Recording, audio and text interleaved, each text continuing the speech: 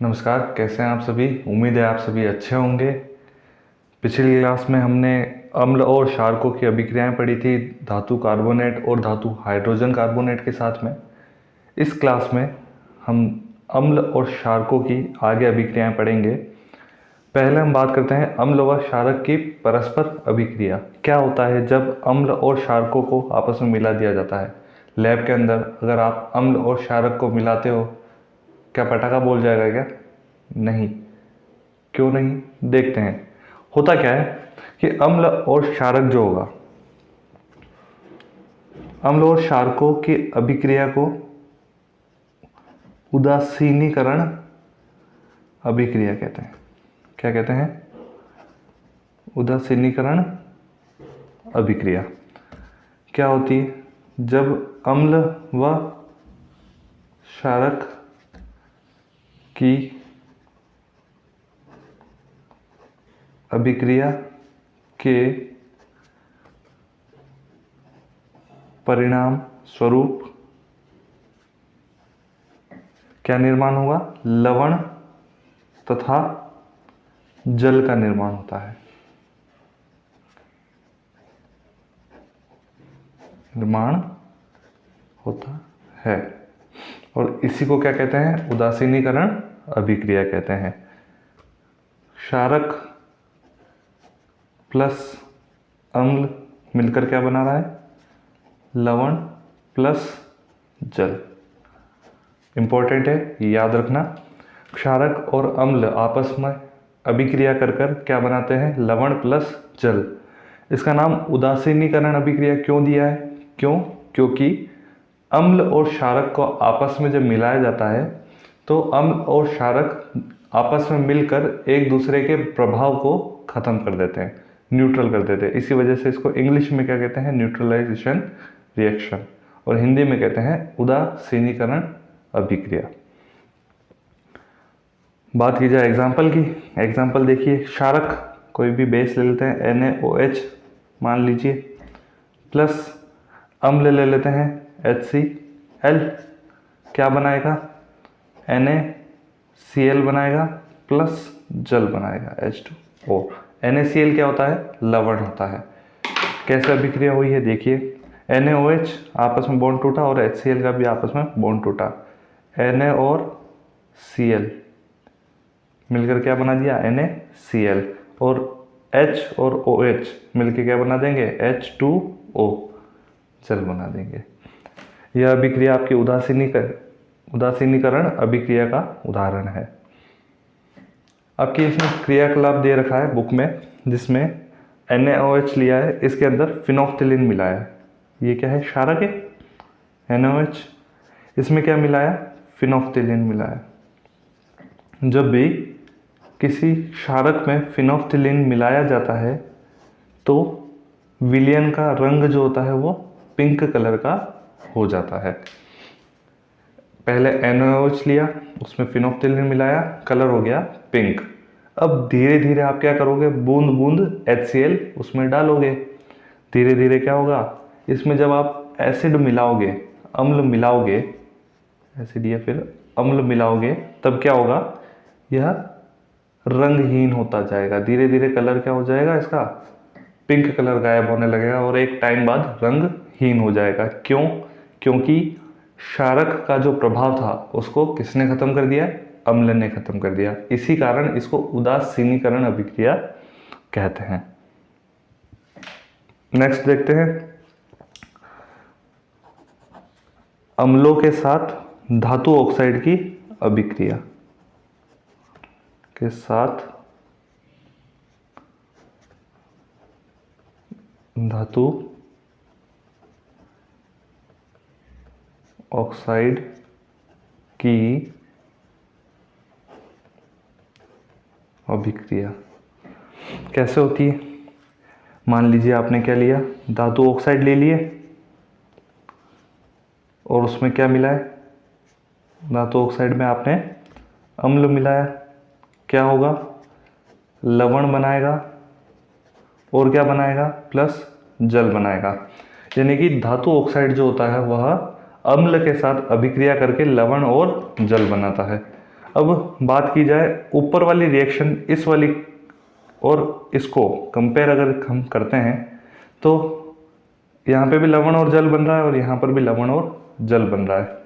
यहाँ पर क्या है, अम्ल, और यहाँ पर भी अम्ल है। यानी कि क्षारक जो है और धातु ऑक्साइड, यानी कि धातु ऑक्साइड जो होते हैं वो किस प्रकृति के होंगे, क्षारकीय प्रकृति के। क्यों? क्योंकि अम्ल के साथ यदि कोई अभिक्रिया करके लवण और जल बना रहा है, इसका मतलब क्या है कि वह किस प्रकृति का है, क्षारक का। क्योंकि उदासीनीकरण अभिक्रिया में हमने पढ़ा है कि क्षारक और अम्ल मिलकर लवण और जल बनाते हैं। तो यहाँ पर भी लवण और जल बन रहे हैं, किसके साथ मिलकर, अम्ल के साथ अभिक्रिया होके। यानी कि जो अभिक्रिया कर रहा है धातु ऑक्साइड वह किस प्रकृति का है,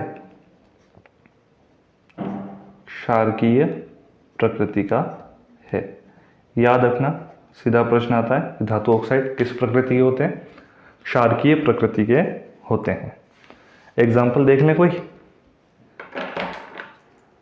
इसका एग्जाम्पल देखते हैं। आपने क्या लिया, कॉपर ऑक्साइड, कॉपर धातु है तो धातु ऑक्साइड प्लस 2HCl। HCl क्या होता है, हाइड्रोक्लोरिक अम्ल होता है।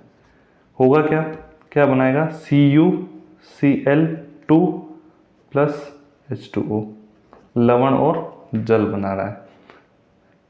धातु ऑक्साइड, कॉपर ऑक्साइड जो है प्लस 2HCl यानी कि अम्ल के साथ अभिक्रिया करके लवण CuCl2 प्लस जल H2O बना रहा है। कैसे हो रही है अभिक्रिया, समझ लेते हैं। ये CuO और यहाँ पर 2HCl का मतलब क्या हुआ, HCl, 2 H और Cl और H और Cl आपस में क्या होंगे, बॉन्ड टूटेंगे।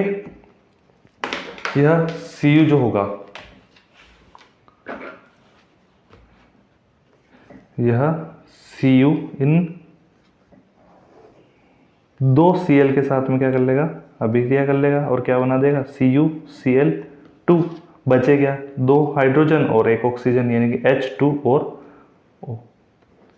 यह अभिक्रिया हो रही है यहाँ पर। धातु ऑक्साइड अम्ल के साथ अभिक्रिया करके लवण और जल बनाता है। एग्जाम्पल याद रखिएगा। धातु ऑक्साइड की प्रकृति क्षारकीय प्रकृति होती है। नाम को ये है copper oxide, copper oxide. HCl तो मुझे लगता है अब तक नाम याद हो गया होगा। HCl क्या होता है, हाइड्रोक्लोरिक अम्ल। जो बना है वह क्या बना है, कॉपर क्लोराइड बना है, CuCl2, कॉपर क्लोराइड। अगली अभिक्रिया देखें। फिर मैं बात करता हूं कि यदि क्षारकों की अभिक्रिया कराते हैं, यदि क्षारक की अभिक्रिया कराते हैं धात्विक अधात्विक ऑक्साइड से, तब क्या होगा। देखिए,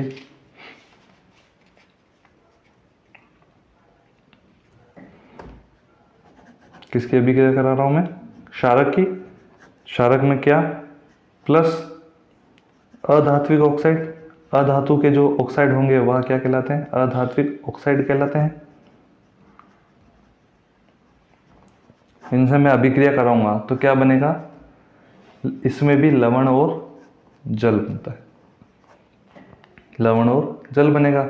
उदासीनीकरण अभिक्रिया में क्या पढ़ा हमने, अम्ल और क्षारक मिलकर क्या बनाते हैं, लवण और जल।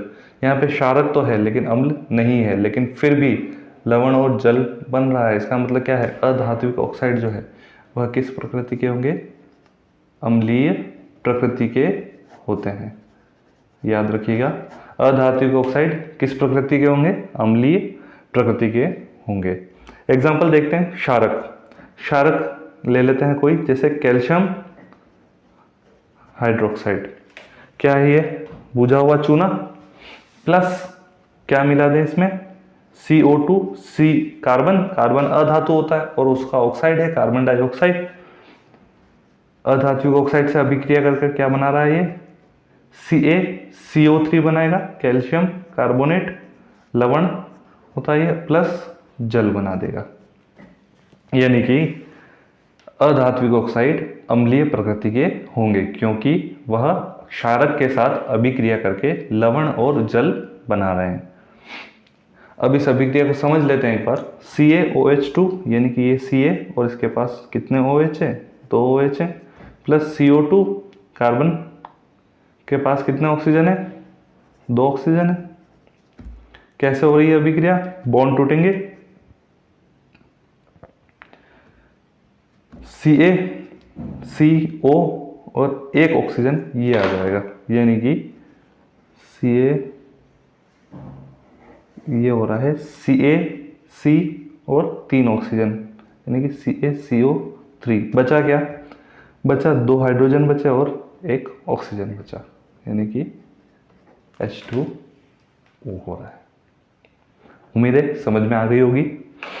तो 3 चीज़ें याद रखने वाली है। पहली चीज़, उदासीनीकरण अभिक्रिया, क्षारक और अम्ल आपस में अभिक्रिया कर कर लवण और जल बनाते हैं।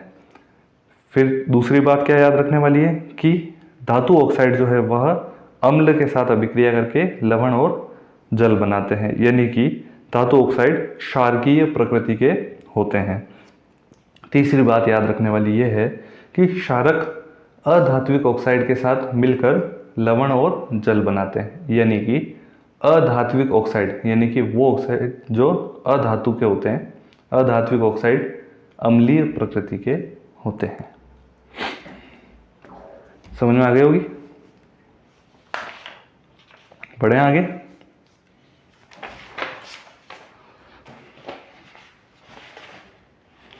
सभी अम्ल और क्षारकों में क्या समानताएं होंगी, देखिए नेक्स्ट हेडिंग डालिए, सभी अम्ल क्षारकों में समानताएं। हाँ जी, कैसे देखें समानताएं। एक बैटरी ले लीजिए, पहले तो एक बीकर लेंगे, एक्सपेरिमेंट दे रखा है आपके बुक में। बीकर लेंगे, उसके अंदर क्या करेंगे, ये कॉर्क लगा देते हैं, कॉर्क, इसके ऊपर यहाँ से 2 वायर निकाल देते हैं, इस वायर से क्या कनेक्ट कर देते हैं, बैटरी कनेक्ट कर देते हैं 6 वोल्ट की, और इस बैटरी के आगे क्या लगा देते हैं, एक बल्ब लगा देते हैं, और यहाँ पर एक चाबी, कुंजी जिसे कहते हैं, वह लगा देते हैं। ठीक है, क्या लिया है आपने, ये कितनी है, 6 वोल्ट बैटरी है, ये कॉर्क है, कुंजी, और यहाँ पे क्या लिया है आपने, बल्ब लिया है।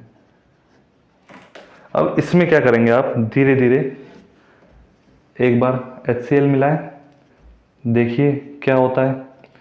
एक बार HNO3 मिलाएं, क्या होता है देखिए। एक बार CH3COH, फिर एक बार H2SO4, सबको अलग अलग लेंगे। हम क्या देखेंगे कि विद्युत प्रवाह हुआ है, यानी कि बल्ब जो है वह जलेगा। क्या होगा, बल्ब जलेगा। विद्युत प्रवाह हुआ है, बल्ब जला है, इसका मतलब क्या है, आयन ट्रांसफर हुए हैं। आयन कैसे बने, HCl जो था, HCl टूटा किसमें, H+ आयन में तथा Cl- आयन में। HNO3 जो था वह किसमें टूटेगा, H+ आयन में प्लस NO3- आयन में।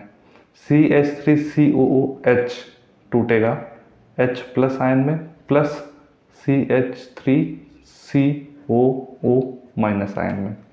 H2SO4 भी टूटेगा किसमें, 2H+ आयन में प्लस SO4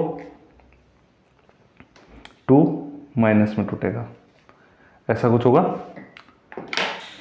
अब आप एक चीज देखिए यहाँ पर कि यहाँ पर Cl- NO3- CH3COO- और SO4 2-, ये सभी तो अलग अलग है, लेकिन कॉमन क्या चीज़ है, कॉमन है इन सभी में H+ आयन।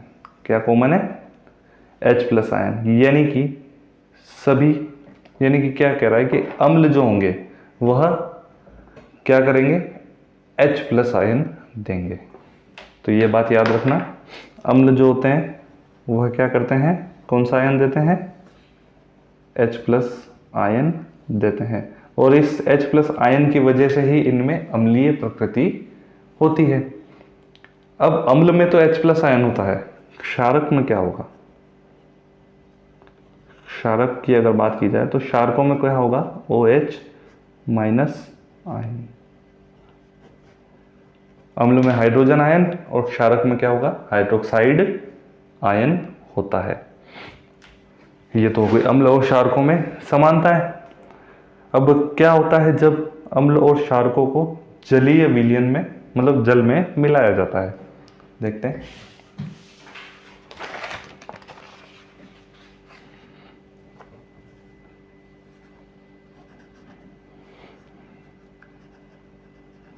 जलीय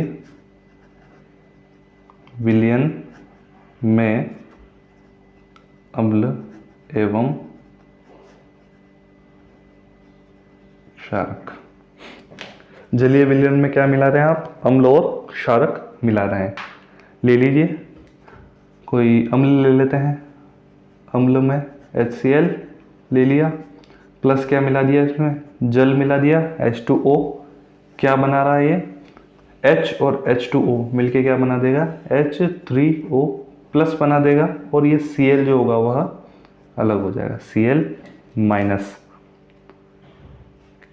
H3O प्लस बन रहा है।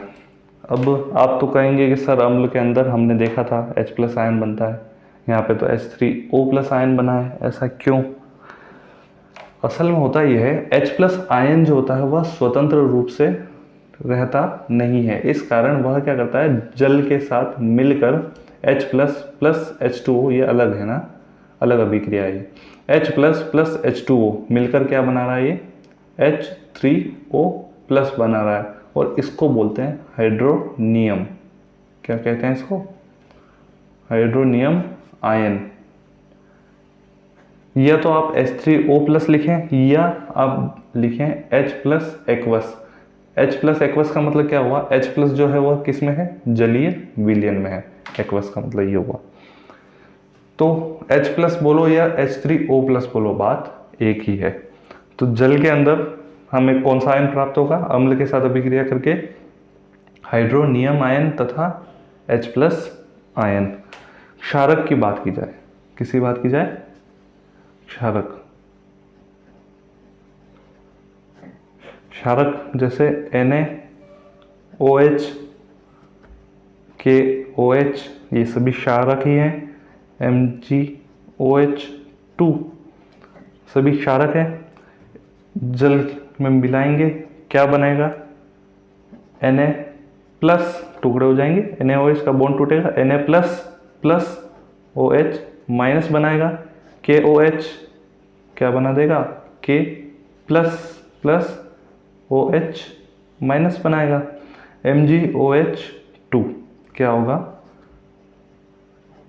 Mg2 plus plus 2OH minus बनाएगा। यानी कि क्या चीज़ कॉमन आ रही है यहाँ पर OH माइनस आयन जो है वह कॉमन आ रहा है, सभी में यह हमें प्राप्त हो रहा है। इसका मतलब क्षारक जो होंगे वह जल के साथ अभिक्रिया कर कर क्या बनाएंगे, हाइड्रोक्साइड आयन बनाएंगे, OH माइनस आयन बनाते हैं, याद रखिएगा। जो क्षारक हैं, अब क्षारक और क्षार दो वर्ड कह रहा हूं मैं, एक तो मैं कह रहा हूं क्षारक और एक मैं कह रहा हूं क्षार। दोनों में क्या डिफरेंस है, एक ही चीज है क्या, एक ही चीज नहीं होती है। क्यों नहीं होती है, देखिए, जो क्षारक जल में घुलनशील होते हैं ना, जल में घुल जाते हैं, उनको क्या कहते हैं, क्षार कहेंगे, कहते हैं उन्हें क्षार कहते हैं। यानी कि सभी क्षारक क्षार हो ऐसा जरूरी नहीं है, केवल उन्हीं क्षारकों को क्षार कहा जाता है जो जल में क्या हो जाएंगे, घुल जाएंगे। जो क्षारक जल में घुलनशील होते हैं उन्हें क्षार कहते हैं। अब जल में अम्ल या क्षारक जब घुलते हैं ना, तब क्या होती है, वह बहुत बहुत ऊष्माक्षेपी अभिक्रिया होती है। क्या बात की मैंने? जल में अम्ल या क्षारक के घुलने की प्रक्रिया कैसी होगी? अत्यंत ऊष्माक्षेपी। पढ़ा है हमने ऊष्माक्षेपी क्या होता है? इसमें ऊष्मा ऊर्जा निकलती है, ऊष्मा का उत्सर्जन होता है। मतलब कि यहाँ पर क्या हो रहा है कि जब अम्ल और क्षारक जल के साथ अभिक्रिया करते हैं ना, घुलते हैं ना, तो बहुत अत्यधिक मात्रा में ऊष्मा जो होती है वह निकलती है। इस वजह से हमें ध्यान रखना होता है कि हम जैसे अम्ल की अगर बात करें तो अम्ल को आप जल में मिला रहे हो ना, तो आपको याद रखना है कि जैसे मैंने इसमें ले लिया, इसमें अम्ल ले लिया, अम्ल पर बहुत सारा अम्ल है, उसमें अगर मैंने एक बूंद अगर जल की भी मिला दी ना, तो ये एक बूंद जल के साथ अम्ल टूट पड़ेगा इस पर और अभिक्रिया करके बहुत अत्यधिक मात्रा में क्या निकाल देगा? ऊष्मा निकाल देगा, जिसमें आपको जलने का जो होता है वो खतरा ज़्यादा रहता है। इसलिए याद रखना, कभी भी अम्ल के अंदर जल नहीं मिलाया जाता है। तो क्या मिलाया जाता है, कैसे मिलाया जाता है? देखिए, क्या लेते हैं? अत्यधिक मात्रा में क्या लेते हैं? जल लेते हैं। यानी कि जल ज़्यादा हो और धीरे धीरे एक एक बूंद कर कर क्या मिलाएंगे अपन? अम्ल मिलाएंगे। एक बूंद अम्ल मिलाया जल के अंदर और उस टेस्ट ट्यूब को क्या करेंगे? अच्छे से हिलाएंगे। टेस्ट ट्यूब या बीकर जिसमें भी आपने लिया है उसको अच्छे से हिलाएंगे, जिससे क्या होगा कि अम्ल जो है वह उसका प्रभाव जल जो है थोड़ा कम कर देगा। उसके बाद फिर से एक बूंद अम्ल की डाली, फिर से उसको हिलाया, ताकि क्या होगा? फिर से अम्ल का प्रभाव कम होगा। जल ज़्यादा होगा, जल अगर ज़्यादा है तो अम्ल की क्या होगी? सांद्रता जो है वो धीरे धीरे कम हो जाएगी। यानी कि कभी भी आपको याद रखना, लैब में भी अगर आप एक्सपेरिमेंट करते हैं तब अम्ल के अंदर जल ना मिलाएं, कभी भी नहीं मिलाना। क्या करना है आपको? जल ज़्यादा लेना है और उसमें एक एक बूंद करके अम्ल डालना है। जल ज़्यादा रहेगा तो प्रभाव इतना ज़्यादा नहीं होगा। ठीक है, बहुत इंपॉर्टेंट बात है यह, पढ़ने के हिसाब से भी और आपकी सेफ्टी के लिए भी यह बहुत ज़रूरी है। तो याद रखना, हमेशा क्या किया जाता है? जल में अम्ल मिलाया जाता है। यानी कि जल ज़्यादा होगा और जल के अंदर अम्ल मिलाते हैं, मिलाया जाता है। अभी सेफ्टी पर्पस के लिए बहुत इंपॉर्टेंट बात है। अब एक छोटी सी बात, तनुकरण क्या होता है? तनुकरण क्या होता है? पढ़ा होगा आपने अभिक्रियाओं में, कहीं सांद्र लिखा होता है, कहीं तनु होता है, तनु हाइड्रोक्लोरिक अम्ल, कहीं पे सांद्र हाइड्रोक्लोरिक अम्ल। क्या होता है यह? कि जब जल में, याद रखना, जल के अंदर मिला रहे हो आप अम्ल या क्षारक, अम्ल या क्षारकों के अंदर जल नहीं मिलाना है, जल के अंदर अम्ल या क्षारक मिलाने पर आयनों की सांद्रता क्या हो जाती है? सांद्रता में प्रति इकाई आयतन में कमी हो जाती है, कमी हो जाती है। इसे तनुकरण कहते हैं। तनु करना यानी कि डाइल्यूट करना जिसे कहते हैं, वह किस में मिलाएंगे आप? जल में मिलाएंगे अम्ल और क्षारक को, जिससे क्या होगा? अम्ल और क्षारक की जो सांद्रता होगी यानी कि कंसंट्रेशन जो होती है वह प्रति इकाई आयतन कम होती जाती है। यानी कि इतना स्ट्रॉन्ग नहीं रहता, वह धीरे धीरे जो स्ट्रॉन्गनेस है उसकी वह कम होती जाती है। कंसंट्रेशन जो है वह उसकी कम होती है। सांद्रता, कंसंट्रेशन यानी कि सांद्रता क्या होती है? कम होती है, और इसे क्या कहते हैं? तनुकरण कहते हैं। तो यहाँ तक की तो ये बात हो गई। अब नेक्स्ट क्लास में हम पढ़ेंगे कि अम्ल जो है, जो अम्ल और क्षारक से मिलकर लवण जो बनते हैं, उन लवणों के बारे में हम ज़्यादा पढ़ेंगे। लवण के बारे में अधिक जानकारी लेंगे, कौन कौन से होते हैं, जैसे साधारण नमक हो गया, विरंजक चूर्ण हो गया, ये सभी हम केमिकल कंपाउंड जो है, सॉल्ट जिसे कहते हैं, लवण, सॉल्ट, इनकी हम बात नेक्स्ट क्लास में करेंगे। तो अब तक के लिए यहीं, थैंक यू सभी को, अगली क्लास में मिलते हैं।